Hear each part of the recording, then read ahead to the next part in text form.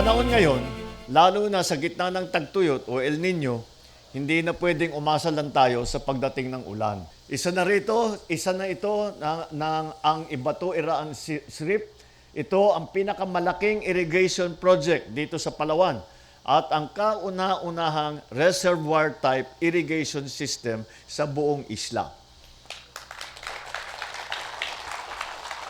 Sa pamamagitan nito, magkakaroon ng sapat at maaasahang supply ng tubig sa buong taon para sa mahigit 1,000 hektarya ng lupang sakahan dito sa Aborlan.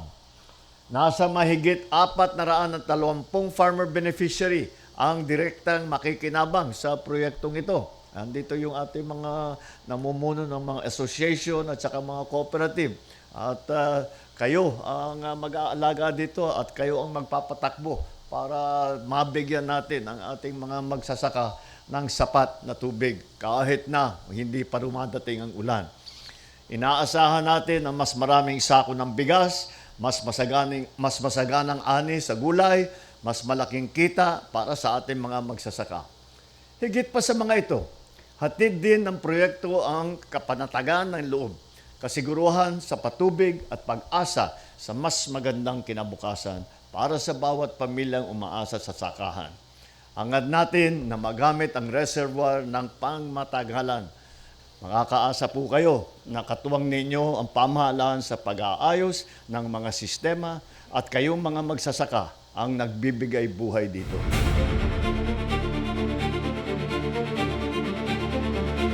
Kay President Bongbong Marcos po, Jr., salamat po sa nitong dam na matapos na para po kami meron na po kaming pangkabuhayan dito sa Sangpangan, Aborlan, Palawan. Nagpapasalamat po ako kay Pangulong Marcos dahil natapos na itong patubig. Makakatulong po ito lalo na sa aming mga IP dahil sa makakapagsaka na kami ng tuloy-tuloy dahil may tubig na po. Para sa akin, napakalaking tulong po ito sa mga magsasaka na ito po ay magsisimula ng padaloy ng tubig dito sa Aborlan, dito sa Barangay Sangpangan, Isaoba at Iraan. Ang gusto ko lang iparating na mensahe sa ating Pangulong Bongbong Marcos. Marami pong salamat kay Presidente Bongbong Marcos na nabiyayaan kami ng ganitong proyekto para sa kapakinabangan ng aming barangay at bayan ng Aborlan dito sa aming mga magsasaka. Marami pong salamat. Actually po itong ganitong proyekto, dahil tulad po ng maraming proyekto sa buong Pilipinas na ganitong small reservoir irrigation project ay malaking tulong po sa mga magsasaka.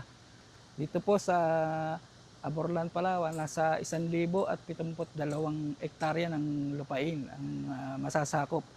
At ang ating mga magsasaka ay umaabot sa 425 magsasaka po. Papasalamat po tayo at ang mga programa po niya ay naaayon talaga po para sa mga ikaunlad ng ating magsasaka. So lahat naman po ng ating ganitong proyekto ay tina-turnover natin sa mga magsasaka para sa operations. Sa tulong din naman po ng NIA. Hindi po iiwanan ng NIA. Dire-diretso po ang tulong sa ating mga asosasyon ng mga farmers po.